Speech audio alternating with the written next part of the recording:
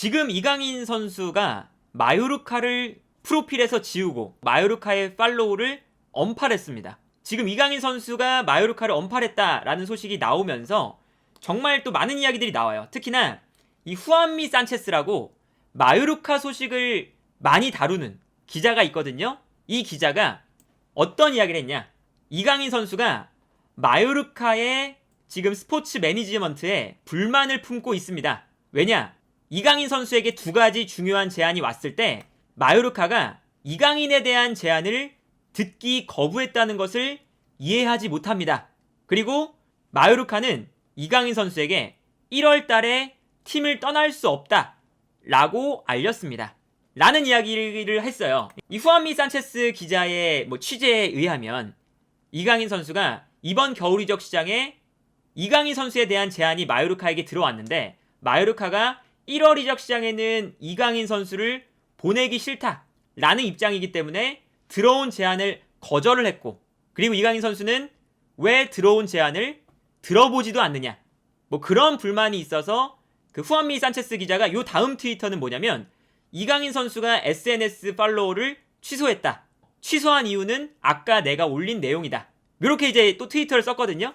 그런 거 보면 일단 후안미 산체스의 주장에 의하면 이강인 선수가 겨울 이적 시장에서 팀을 떠나지 못하는 것, 내지는 자신에게 들어온 오퍼를 마요르카가 거절한 것에 대해서 약간의 불만을 표시하고 있는 것 같습니다. 정확하게는 이거를 단정 지을 수는 없어요.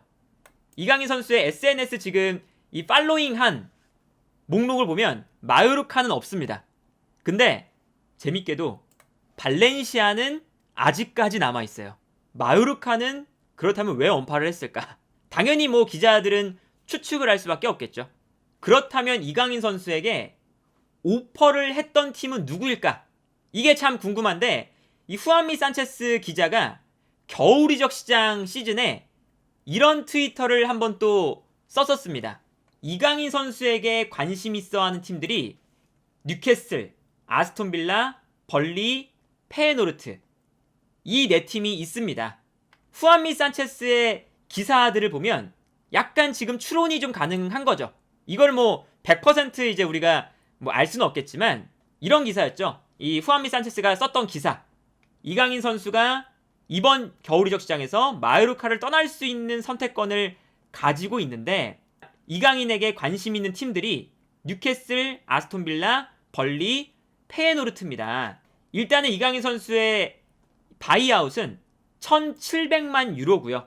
1,700만 유로를 내면 이강인 선수와 곧바로 협상을 할 수 있고, 다만 마요르카는 지금 이강인 선수를 당연하게도 바이아웃이 아닌 이상은 이번 시즌 끝날 때까지 선수를 지키길 원합니다. 이건 당연히 마요르카 입장에서는 당연한 얘기죠. 이강인 선수가 이적을 하고 싶었을 때 충분히 일어날 수 있는 일이에요. 마요르카는 지금 팀의 핵심 자원인 이강인을 1월 겨울 이적 시장에 잃을 순 없거든요. 반면에 이강인 선수 입장에서는 1월 이적 시장에 매력적인 팀에게 제안이 들어왔다 하면 떠나고 싶을 수가 있죠. 그렇기 때문에 이제 팀의 입장과 선수의 입장이 이게 충돌할 수 있는 자연스러운 현상입니다. 그리고 만약에 이강인 선수를 정말 다른 팀이 원한다면 바이아웃 1,700만 유로를 지불하고 협상을 하면 되는 거고요.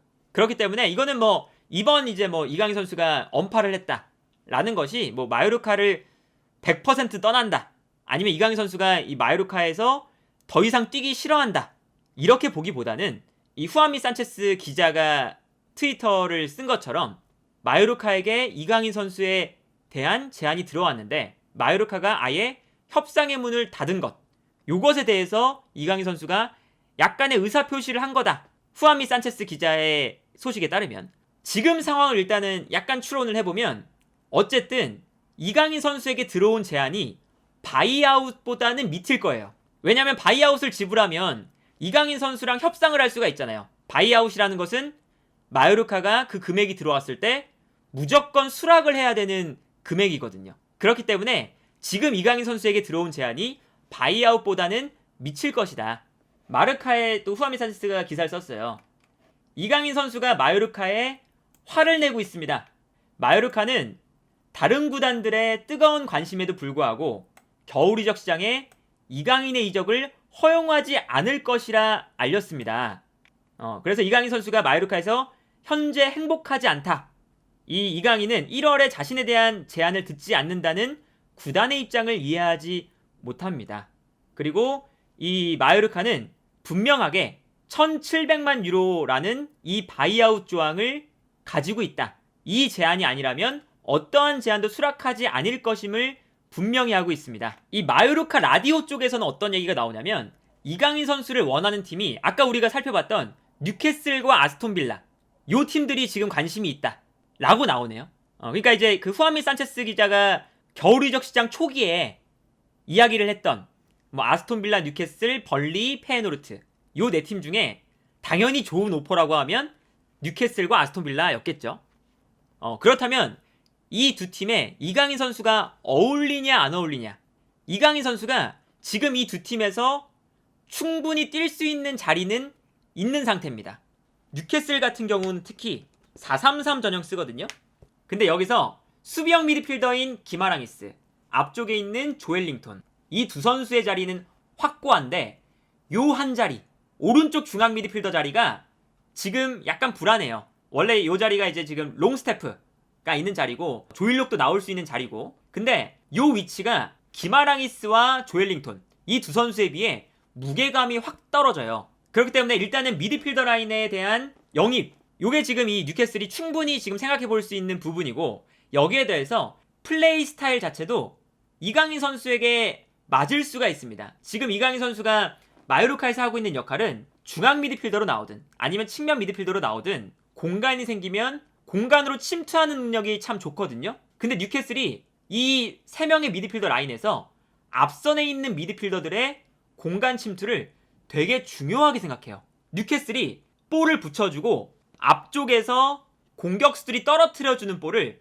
중원에서 가져오던가 아니면 측면 미드필더가 중앙으로 들어오면서 세컨볼을 가져오는 예를 들면 뉴캐슬이 볼을 잡았을 때 앞쪽으로 볼을 걷어냅니다. 그리고 걷어냈을 때 앞쪽에서 조엘링톤이 올라와서 볼을 경합하고 있고요.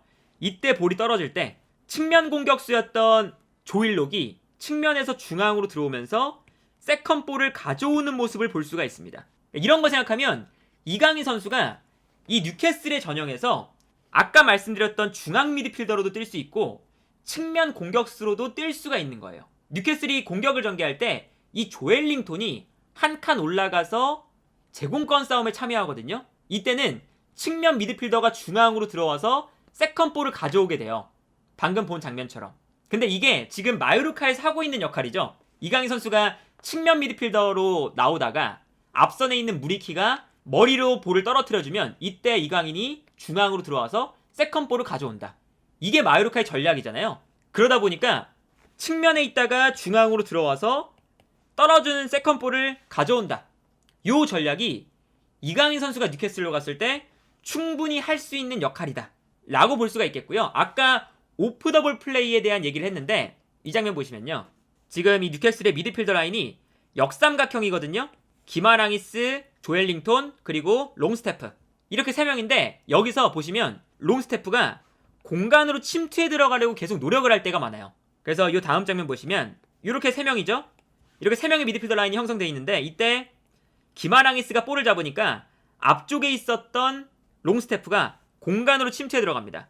그리고 여기서 기마랑이스가 패스를 보내주면서 롱스태프가 좋은 찬스를 잡는 이런 모습을 볼 수가 있죠. 근데 이제 이번 시즌 이강인 선수의 모습을 보면 마요르카에서도 최전방에 있는 무리키가 수비수를 끌고 움직일 때 이 공간으로 이강인이 침투해 들어가는 플레이가 정말 많이 발전했어요. 이제 이강인 선수의 최대 장점 중 하나가 오프 더 볼 플레이거든요. 그러다 보니까 이렇게 미드필더들이 높게 올라가서 공간으로 침투해 들어가는 움직임을 많이 가져가는 뉴캐슬의 전술이 이강인 선수에게도 적합할 수 있다. 그리고 이제 두 번째로 좋은 건 뭐냐면 뉴캐슬은 최전방 공격수에게 좋은 패스를 넣어줄 수 있는 선수들을 계속 찾고 있어요. 상대 수비 라인이 올라와 있을 때 뒷공간으로 스루 패스를 계속 넣어줘요. 그리고 칼럼 윌슨의 장점이 라인을 타고 있다가 패스가 들어갈 때 공간으로 침투해 들어가는 이러한 플레이거든요. 그렇기 때문에 이 이강인 선수의 패스 능력이 분명히 뉴캐슬에게도 충분히 도움이 되고 그리고 이강인 선수도 이 뉴캐슬의 전략과 상당히 맞아떨어지는 부분도 있다.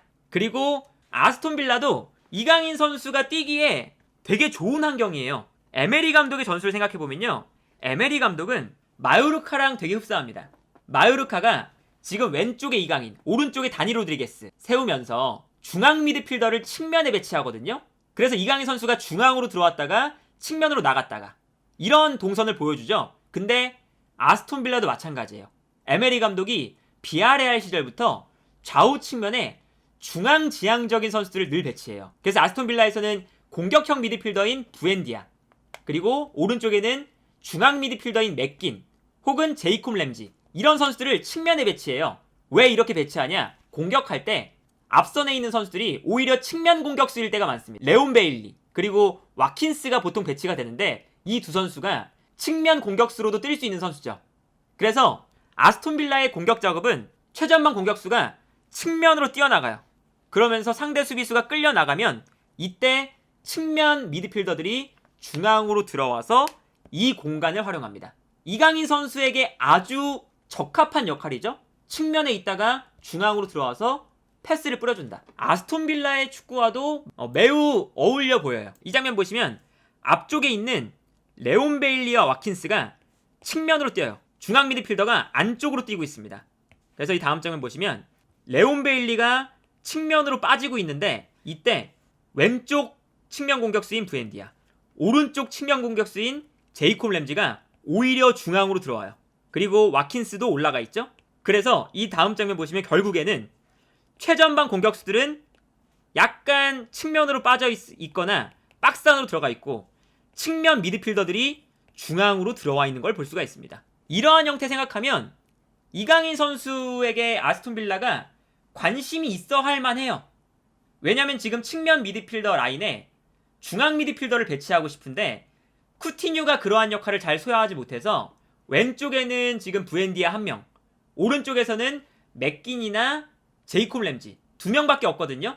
그러다 보니까 이제 요 두 자리에 3명의 선수밖에 없으니까 충분히 이강인 선수의 자리가 있고요. 그리고 이강인 선수가 지금 마요르카에서 뛰는 거 보면 왼쪽 오른쪽 다 뛰거든요. 그러니까 이렇게 측면에 있다가 중앙으로 들어오는 역할 충분히 이강인 선수가 해낼 수가 있는 거죠.